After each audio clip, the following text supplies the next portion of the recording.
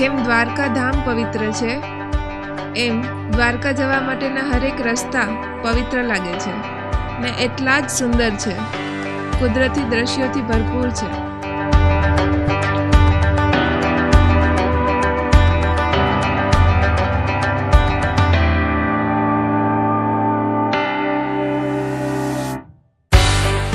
આપણે અત્યારે પોરબંદર દ્વારકા હાઈવે ઉપર છીએ.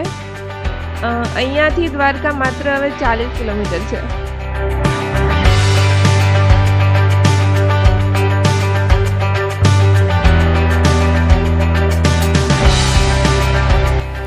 આટલું સુંદર મજાનું વાતાવરણ જોઈને મને થોડી વાર અહીંયા ઊભું રહેવાની ઈચ્છા થઈ ગઈ.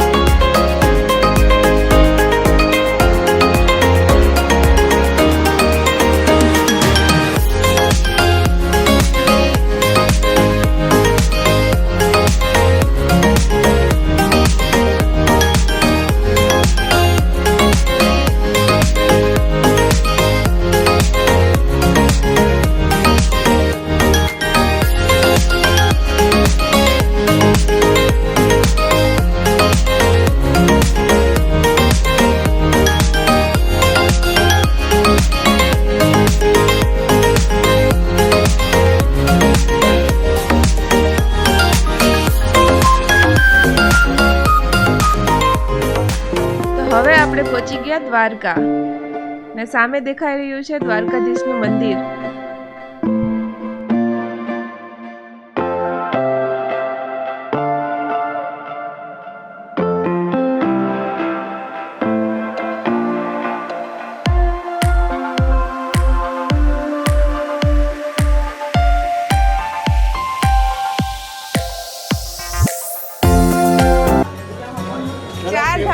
એક ધામ છે આપણે દ્વારકાધીશ મંદિર. એમાંથી એક ધામ છે બદ્રીનાથ, બીજું છે પુરી, અને આપણે પશ્ચિમમાં છે દ્વારકાધીશ અને સાઉથમાં છે રામેશ્વર. આ મંદિર 2000 થી 2500 વર્ષ જૂનું છે એવું કહેવાય છે. આનું ઓરિજિનલ સ્ટ્રક્ચર છે એ 2000 વર્ષ જૂનું હતું. પણ ત્યારબાદ કૃષ્ણ ભગવાનના પૌત્ર હતા વ્રજભાન, એમણે આ મંદિર બનાવડાવ્યું હોય એવું કહેવામાં આવે છે. આની સાથે કેટલી બધી દંતકથાઓ પણ જોડાયેલી છે. અત્યારે તો આ મંદિર 15મી થી 16મી સદીમાં પાછું બનેલું છે એવું કહેવામાં આવે છે. એટલે આમાં ત્યાર પછી આમાં ફેરફાર થયો મંદિરમાં સ્ટ્રક્ચરમાં છે. જ્યાં અમુક પથ્થર ખોવાઈ જતા હોય અમુક પથ્થર ચેન્જ કરી નાખે, અમુક પથ્થર રિનોવેશન થાય ને એવી રીતના ચેન્જ કરે. એક ટાઈપનો પથ્થર નાખે. અને ભગવાનની ધજા અમે ચડાવી. ધજા ચડાવવાનો અધિકાર અમારો. હા, આખા દિવસમાં કેટલી વાર ધજા ચડે? 5 ધજા ચડે. 5 ધજા ચડે આખા દિવસમાં. ફિક્સ જ હોય? ફિક્સ. સવારના ભાગે 3, બપોર પછી 2. ભગવાનના દર્શનનો ટાઈમ સવારે 6:30 વાગે મંગલા આરતી થાય.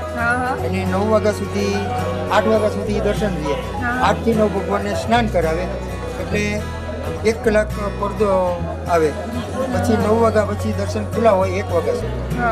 પછી ત્યારબાદ 5 થી 9:30. ત્યારબાદ બંધ થઈ જાય. પછી 5 વાગે જ ખુલે. 5 વાગે ઉત્થાપન થાય અને સાંજે 2 આરતી થાય, 7:30 અને 8:30.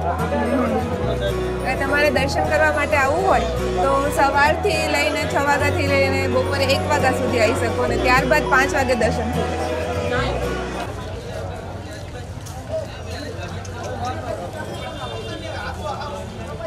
આપણે અહીંયા દ્વારકાધીશના મંદિરે છીએ ને આ છે ગોમતી ઘાટ, જ્યાં સમુદ્ર સાથે એનું સંગમ થાય છે. અહીંયાથી આગળ જતા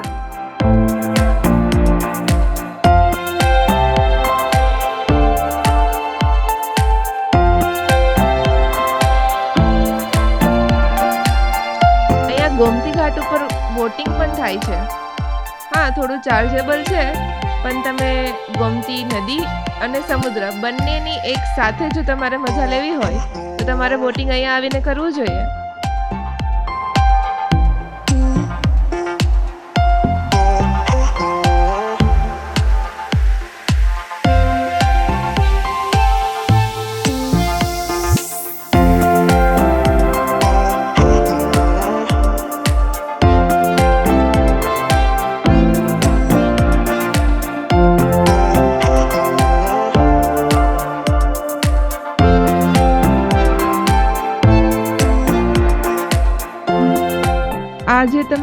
ક્રિસ્ટલ જોઈ રહ્યા છો તે સમુદ્રમાંથી જ નીકળે છે. મને જાણીને ખૂબ નવાઈ થઈ કે આ સમુદ્રમાંથી તે કેમ નીકળતા હશે, પણ આ જે વેચનાર લોકો છે એમણે કહ્યું કે સમુદ્રમાંથી આવા પથ્થર નીકળે છે આવા કલરના, અને પછી તેમને એ લોકો આકાર આપે છે અને આવી રીતના અલગ અલગ બનાવે છે, ને મોતી પણ મળે છે અહીંયા.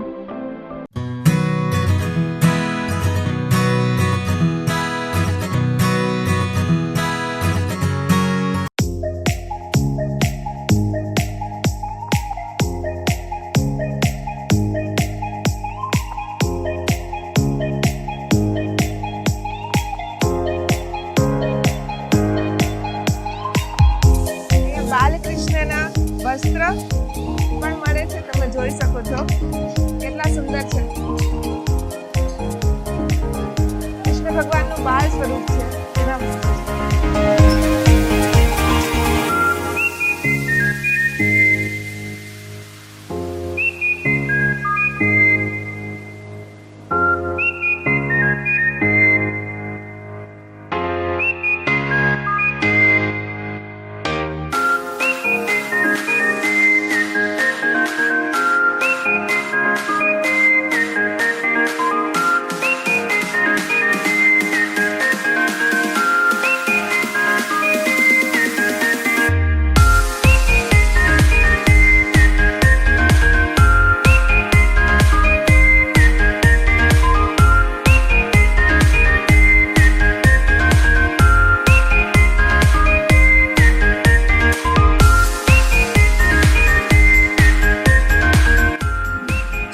દ્વારકાધીશના ધામ ઉપર આવતા હોય, કૃષ્ણ ભગવાનના ધામ ઉપર, અને તમને મુરલી ના જોવા મળે એવું તો બને નહીં.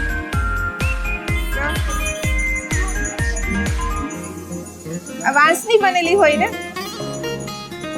આ વાંસની બનેલી મુરલી છે જે કૃષ્ણ ભગવાનનું છે.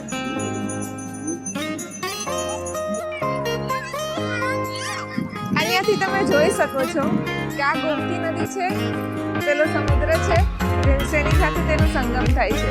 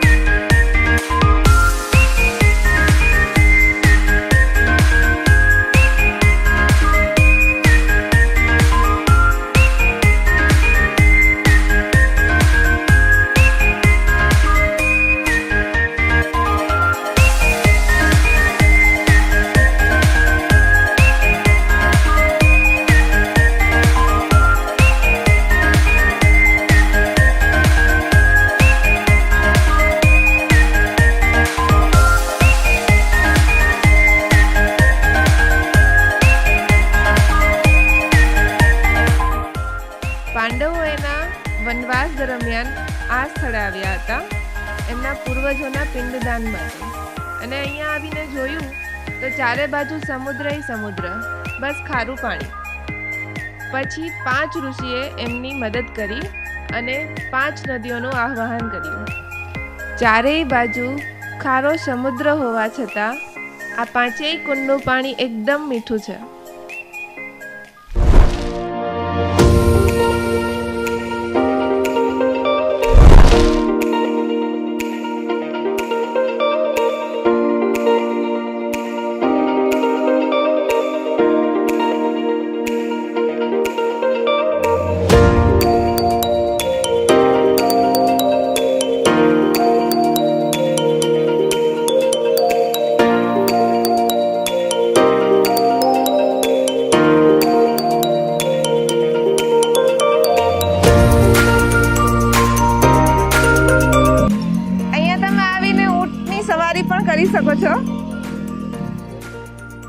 જોઈ શકો છો એમ કેવા ઊંટને સરસને શણગારેલા છે.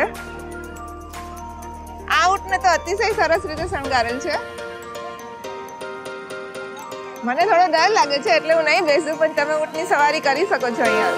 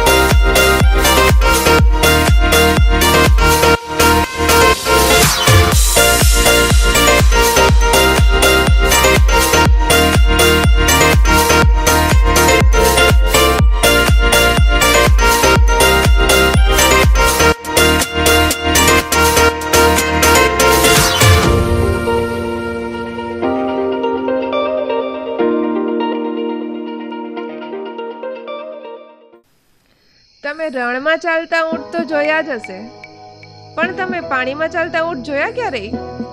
અહીંયા જોવા મળે છે.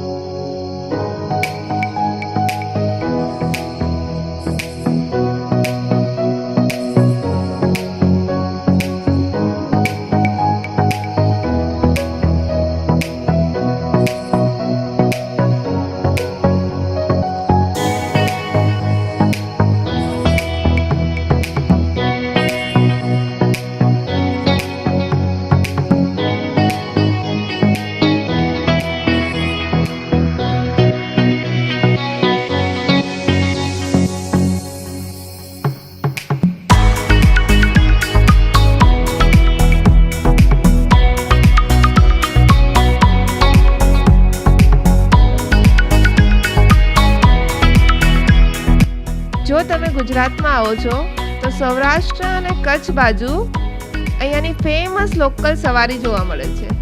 એ છે છકડો, જે તમને અત્યારે તો હવે રમકડા પણ જોવા મળે છે એના. જો તમે દ્વારકાધીશના મંદિરે આવો તો આ ભાઈની સમોસાની દુકાને આવજો ને આવજો. હોટલનું નામ ખબર છે? હોટલ જયંતી ની આગળ ઊભે છે આ ભાઈ સમોસાવાળા. બેસ્ટ સમોસા હોય છે એના. ભદ્રકાલી ચોક આગળ RM સિલેક્શન નામ છે, એની આગળ ઊભે છે. ભાઈ તમારી દુકાનનું નામ? રાજસ્થાન સ્વીટ્સ. એની પાસે રબડી, કચોડી એવું બધું પણ છે, પણ સમોસા બેસ્ટ છે.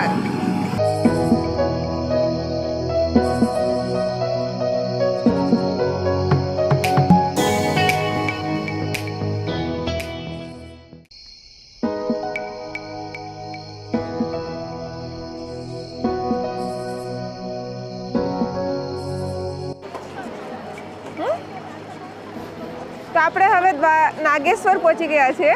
દ્વારકાથી 15 થી 16 કિલોમીટર થાય છે અને 15-20 મિનિટનો રસ્તો છે.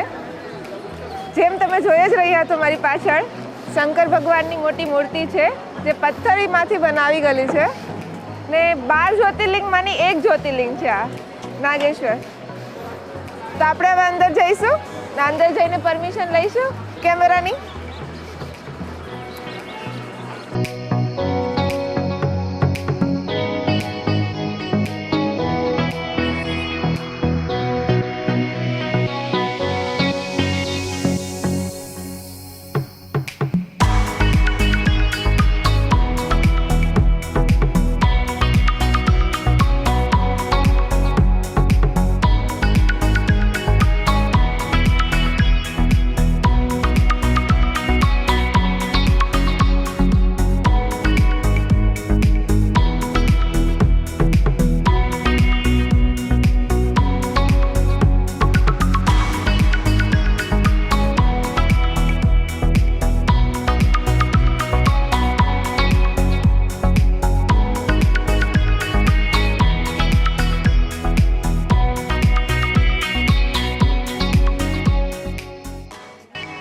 આપણે અત્યારે શિવરાજપુર બીચ ઉપર આવી ગયા છીએ.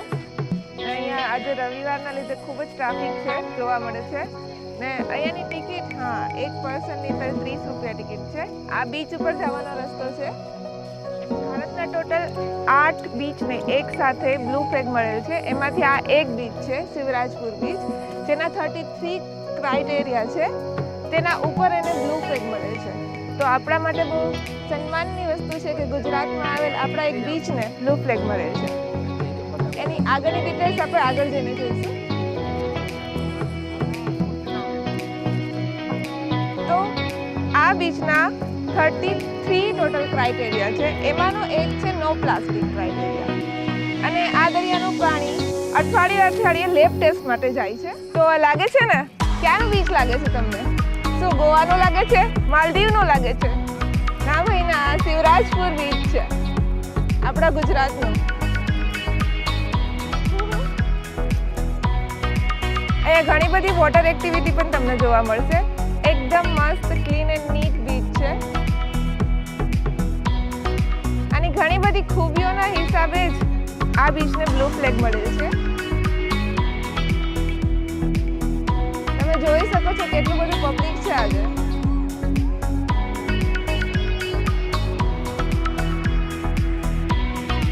Sports bike and boats and એ બધું પણ છે અહીંયા વોટર એક્ટિવિટીમાં.